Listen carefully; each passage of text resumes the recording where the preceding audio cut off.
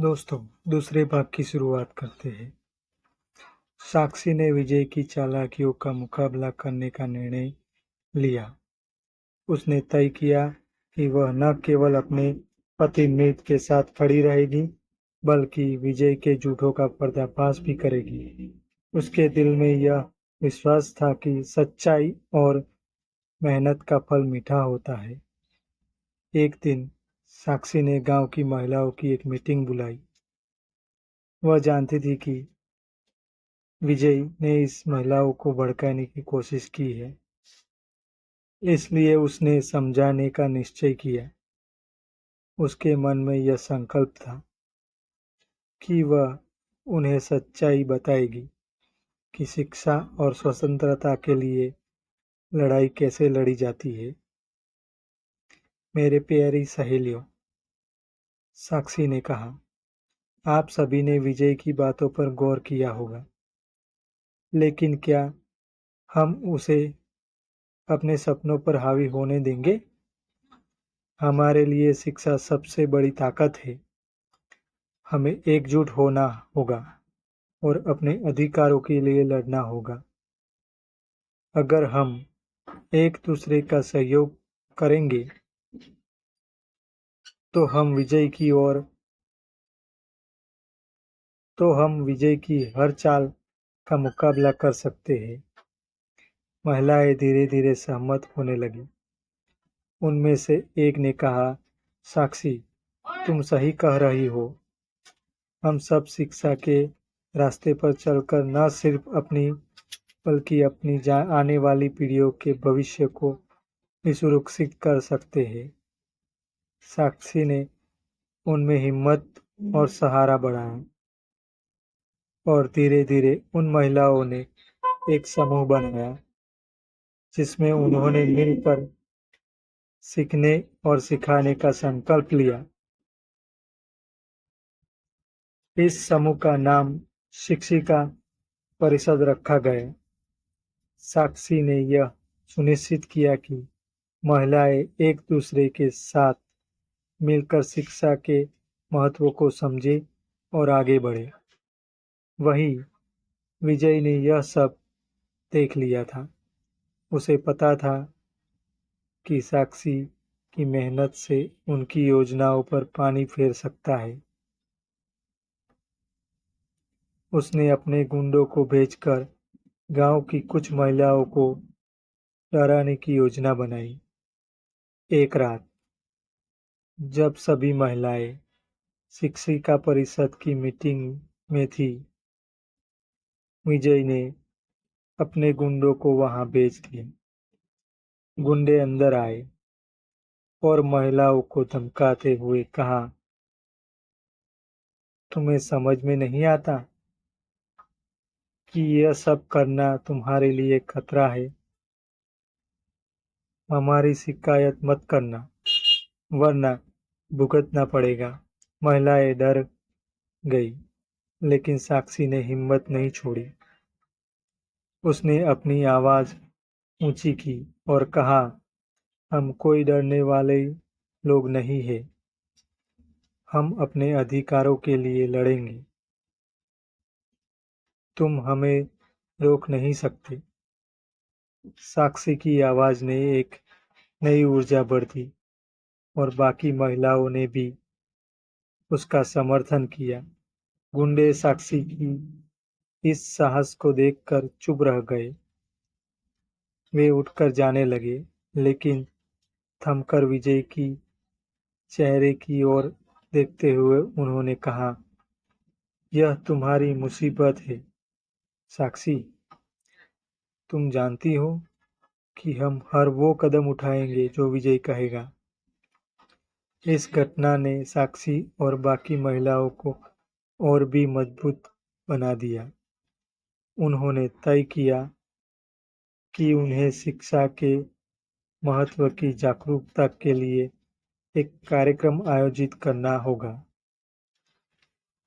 कुछ दिनों बाद उन्होंने गांव में एक शिक्षा मेले का आयोजन किया, जिसमें गांव के सभी लोग शामिल हुए।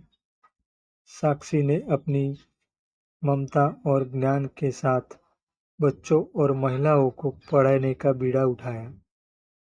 मीत ने भी साक्षी का समर्थन किया और अपने दोस्तों के साथ मिलकर मेले में खेती और कृषि की जानकारी देने का कार्य किया।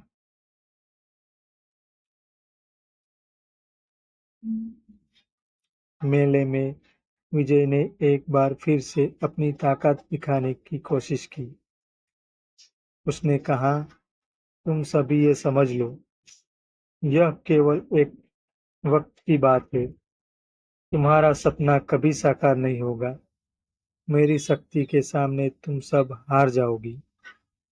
साक्षी ने विजय की ओर देखा और हंसते हुए कहा, तुम्हारी ताकत झूठ और दबाव में है, लेकिन हमारी ताकत सच्चाई, शिक्षा और एकता में है।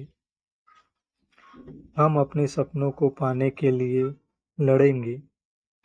हम जानना चाहते हैं कि हमारी बेटियों का भविष्य क्या होगा। लोगों ने साक्षी की बातों पर दिल से ताली बजाई। विजय का चेहरा गुस्से और निराशा से भर गया। उसने वहां से जाने का निर्णय लिया और यह सोचने लगा कि उसे किसी और चाल पर विचार करना होगा। समय बीतने के साथ साथ साक्षी और मीत की मेहनत रंग ला रही थी। गांव की महिलाएं और बच्चे एकत्र हो रहे थे, शिक्षा और कौशल सीखने के लिए उत्सुक थे। अब साक्षी ने धीरे धीरे महिलाओं को हर क्षेत्र में आत्मनिर्भर बनाने के लिए प्रशिक्षण देना शुरू किया। उन्होंने सिलाई, कढ़ाई, कृषि और अन्य व्यवसायों में उन्हें प्रशिक्षण करना शुरू किया। एक सुबह साक्षी ने मीत से कहा, मीत, मैं सोच रही थी कि हमें एक स्कूल खोलना चाहिए जहां लड़कियां और लड़के समान शिक्षा प्राप्त कर सके। इससे उन्हें उनके अधिकारों की समझ बढ़ेगी और वे अपने प्रति जागरूक होंगे। मीत ने मुस्कुराते हुए कहा, यह वास्तव में एक बेहतरीन विचार है साक्षी। मैं तुम्हारा हर कदम पर साथ दूंगा। हमें गांव के बड़े बुजुर्गों से बात करनी होगी और उन्हें इस बारे में समझाना होगा। साक्षी और मीत ने अपने गांव के मुखिया से बात की और साथ में एक प्रस्ताव तैयार किया। मुखिया ने उनकी योजना को सुनकर उनकी तारीफ की और कहा, मेरे गांव की इस नई पहल का समर्थन करना मेरा फर्ज है। हम तुम्हारी मदद करेंगे। कुछ दिन बाद गांव में स्कूल की नींव रखी गई। गांव के सभी लोग इस निर्माण कार्य में शामिल होने लगे और धीरे धीरे एक नया अध्याय शुरू होने लगा। लेकिन विकास की इस कहानी में विजय फिर से सामने आया। उसने योजना बनाई कि वह इस स्कूल को बंद कराने का प्रयास करेगा। उसने गांव में अफवाह फैलाना शुरू कर दिया कि यह स्कूल केवल लड़कियों के लिए है और इससे लड़कों के भविष्य को खतरा है। इस प्रकार उसने कुछ गांव वालों को अपने पक्ष में कर लिया। साक्षी और मीत ने विजय की चालों को सामना करने का निर्णय लिया। उन्होंने एक बैठक बुलाई और गांव के सभी लोगों को आमंत्रित किया। साक्षी ने कहा, हमने इस स्कूल का निर्माण हर एक बच्चे के लिए किया है, न कि केवल लड़कियों के लिए। शिक्षा का अधिकार हर बच्चे का है और हमें इसे सुनिश्चित करना है। अगर हम इस स्कूल को बंद नहीं करेंगे तो हमारे गांव का विकास रुकेगा नहीं। विजय ने फिर से अपनी बात रखी, लेकिन यह स्कूल सिर्फ लड़कियों के लिए है। इससे लड़कों को नुकसान होगा। हमें इस स्कूल को खत्म करने के लिए एकजुट होना चाहिए। तब मीत ने साक्षी का हाथ पकड़कर कहा, हम यह नहीं होने देंगे। अगर बच्चे शिक्षा नहीं लेंगे तो हमारा गांव हमेशा के लिए पिछड़ जाएगा। हम साक्षी के साथ खड़े हैं क्योंकि उसने हमें एक मिशन के लिए एकजुट किया है। गांव के कुछ बुजुर्ग भी साक्षी और मीत के साथ खड़े हुए। धीरे धीरे लोग समझने लगे कि विकास के लिए शिक्षा जरूरी है। विजय की शक्ति कम हो रही थी और उसे समझ में आया कि अब उसका समय खत्म हो रहा है। एक पूर्णिमा की रात, जब सब लोग उत्सव मना रहे थे, विजय ने फिर से अपनी चाल ले चलने की योजना बनाई। उसने अपने गुंडों को जुटाया और गांव के लोगों को डराने का विचार किया। लेकिन इस बार साक्षी और मीत ने पहले से ही तैयारी कर रखी थी। उन्होंने गांव के लोगों को संगठित कर लिया था। जब विजय ने गुंडों के साथ गांव में घुसने की कोशिश की तो साक्षी और महिलाओं ने उन्हें रोकने के लिए एकजुट होकर उनका सामना किया। साक्षी ने आवाज उठाई, हम डरने वाले लोग नहीं हैं। हम अपने अधिकारों के लिए लड़ेंगे और इस गांव की रक्षा करेंगे। तुम अब और नहीं आ सकते। गांव के पुरुष भी पीछे नहीं रहे। उन्होंने विजय और उसके गुंडों का सामना किया और गांव से बाहर खदेड़ दिया। विजय को हार माननी पड़ी और उसने समझ लिया कि अब उसका कोई मतलब नहीं रह गया। इस संघर्ष के बाद गांव में शिक्षा का महत्व और अधिक बढ़ गया। साक्षी और मीत ने मिलकर अपने स्कूल को सफल किया और गांव के सारे लोग उनके साथ खड़े रहे। साक्षी का सपना सच हुआ। अब गांव में लड़कियां भी स्कूल जा रही थी और सभी बच्चे एक साथ पढ़ाई कर रहे थे।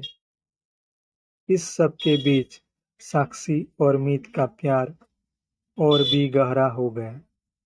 उन्होंने एक दूसरे का महत्व समझा और अपने सपनों के लिए एक साथ लड़ते रहे।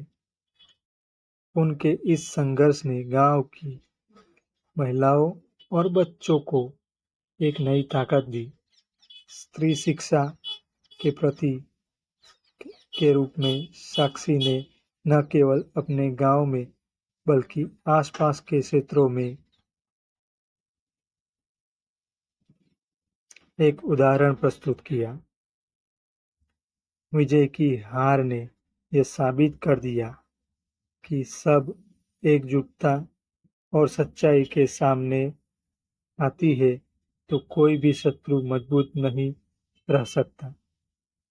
क्या साक्षी और मीत की कहानी यही समाप्त होती है या आगे भी नई चुनौतियों का सामना करना पड़ता है? यह जानने के लिए बने रहिए इस कहानी के अगले भाग में के साथ। इस कहानी का अगला भाग देखने के लिए हमारे चैनल को सब्सक्राइब जरूर कीजिए। दोस्तों, आप सभी ऐसी ही कहानियाँ सुनने के लिए हमारे चैनल को सब्सक्राइब कीजिए। आपसे विनती है।